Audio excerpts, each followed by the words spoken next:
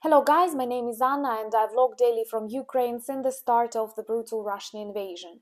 And I have started vlogging because I believe the world needs to know about real life in Ukraine during these challenging times, and maybe when you know more about Ukrainians, our resilience and crimes that Russia commits here daily, you will better feel the need to fight against this global evil, to protect democracy and to support Ukraine. So if you're new to the channel and you share my values, please subscribe.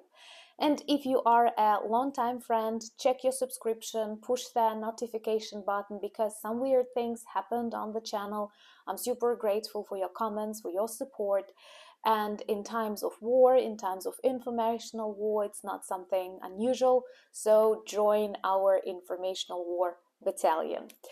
And you know that the essence, the main task that I see on my channel is to provide you with an ordinary Ukrainian perspective on the things that we care about, we are afraid of.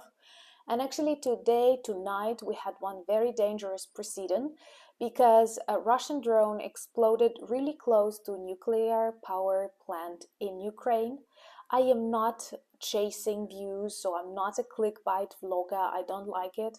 That's why I don't say a nuclear power plant explosion or something, but that was really, really close. Actually, in the result of this explosion, windows in the laboratory building and administrative buildings of nuclear power station were broken. So you realize that this wave was really, really close and anything could have gone wrong.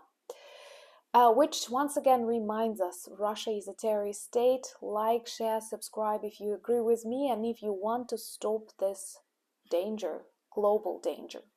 But first of all, let me explain a little bit about the power plants in Ukraine, why they are important, why they are dangerous. Well, first of all, Ukraine is a country traumatized by Chernobyl catastrophe, which is the greatest or one of the greatest nuclear accidents. Partially, I think it led to the collapse of the Soviet Union, but it also changed life, health of so many Ukrainians. So I'd say we have this trauma in our recent past, and now daily we are threatened by Russians with a potential new explosion on some of Ukrainian power stations.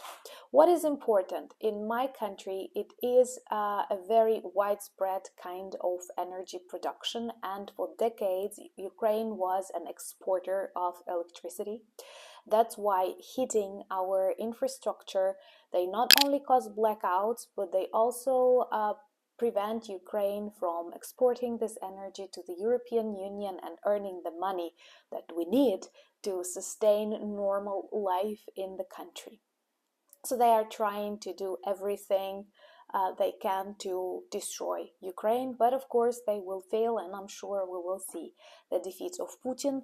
I'm looking forward to that. If you are with me, join the channel.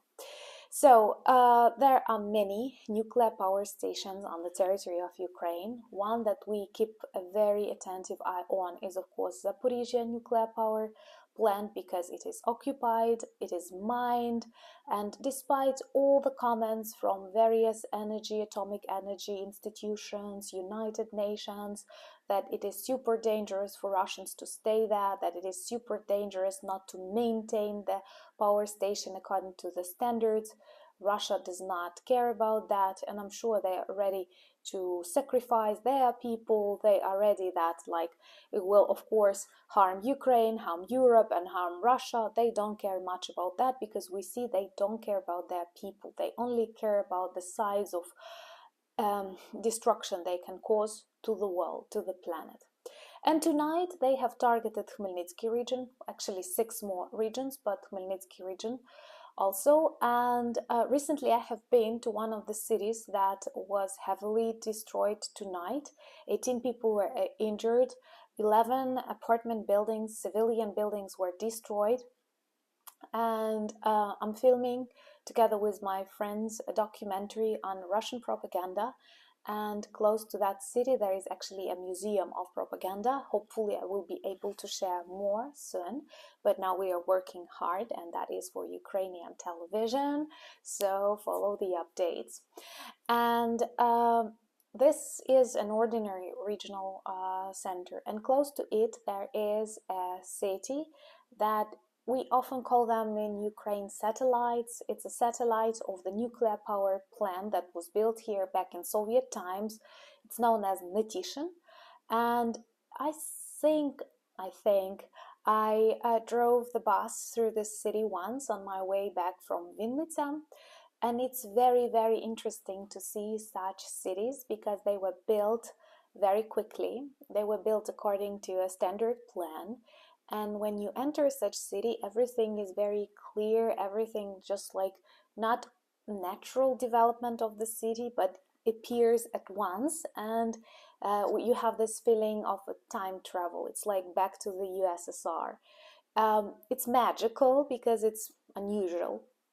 So tonight, this city was targeted with Russian drones, and actually partially buildings on the territory of nuclear power station were destroyed, and that means it was really, really close to the nuclear power station itself. I will tell you more because many of you are worried of escalation, worried of nuclear war. Me too. But the majority of Ukrainians are afraid of Russians targeting our nuclear power stations. We have enough of them. Also, doing this, they will pretend, oh no, we did not use nuclear weapons against Ukraine. We simply destroyed their power stations. They know that international organizations like United Nations will pretend, oh my God, we are very concerned, just like it was with Kakhovka Dam, for example, but nothing will happen. So the majority of Ukrainians is not that much afraid of nuclear bombing as the destruction of our power stations. And I remember how last autumn, last winter during blackouts, we were all counting the distance to the closest nuclear power station to analyze how much time we have to hide in case Russians bomb it. And in my case, I don't have any nuclear power station close to me, closer than 100 kilometers, which actually gives me an hour to hide. Think about this. What a crazy world we live in. Um, Adding something personal, like I'm a woman, I'm a teacher, I live my life, I drink my coffee, I don't know, I watch TV, and also I'm getting ready for any potential explosion on a nuclear power station caused by a terrorist state. And I have a plan for that. I wish you to never have such plans. And it's so abnormal how quickly our brain, our body adjusts to that, and you simply think, oh, I have 1 hour. The problem is that many of these nuclear power stations, they are inside very urban areas. Once again, communists did not care about human lives, and typically these power stations, they are surrounded by lots of villages, lots of cities, and in case of a terrorist attack, it can cause a lot of trouble, a lot of devastations, and of course a lot of human victims. I understand Ukraine has to work hard to protect these objects. Of course, we do need air defense systems. We need them every day because every day lots and lots of Russian missiles are targeted on Ukrainian civilian infrastructure objects and super dangerous objects like nuclear power stations. Perhaps that's what they are preparing for this winter. So we are thinking what to do. Because guys, even if you think about this ideal air defense systems, do you want air defense systems to work above your nuclear power stations? From what I understand, according to international standards, nothing like you cannot even have something that can cause a fire close to nuclear power station. I'm not saying any explosions or any missiles flying next, above, near, and so on. So once again, we are in great danger, and when I say we, of course, these are bracelets, I'm sorry. When I say we, I mean not just Ukraine, I mean the world, because um, nuclear energy is good, but at the same time it's dangerous. And in case of radiation, we can never predict which way this radioactive cloud can travel. Chernobyl demonstrated that when first radiation was caught in Sweden. So um, we have to be very careful, and the more aggressive we are towards Russia, the safer this world will be, because such regimes, they only understand the language of power. No negotiations, just the end to this regime and the end to this war.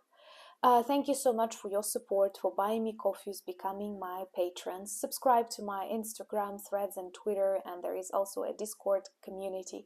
All the links that you may find below this video in its description. We also have a beautiful merch shop, and the link is there. And please continue liking, commenting. That is very important for the health and security of the channel. You know, I love you all very much, and you are such a treasure in my life. You're such an inspiration that I literally want to hug everyone who's watching this video. Slava Ukraini!